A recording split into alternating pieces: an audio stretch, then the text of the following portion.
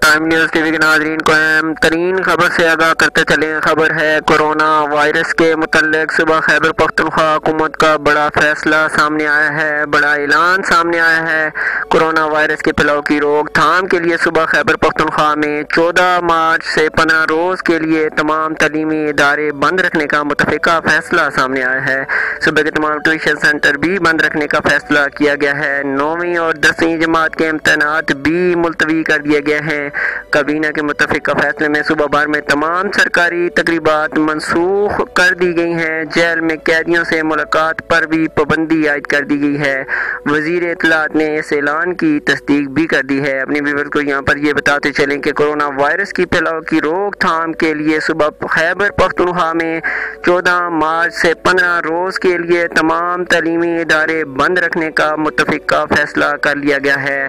صبح کے تمام ٹیوشن سینٹر بھی بند رکھنے کا فیصلہ کیا گیا ہے۔ 9ویں اور 10ویں جماعت کے امتحانات بھی ملتوی کر دیے گئے ہیں۔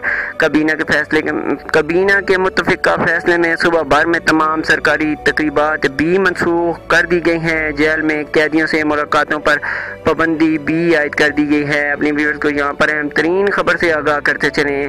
کورونا وائرس کے پھیلاؤ کی روک تھام کے لیے صوبہ خیبر پختونخوا حکومت نے بڑا فیصلہ کیا ہے۔ 15 روز کے لیے تعطیلات کا اعلان کر دیا گیا ہے۔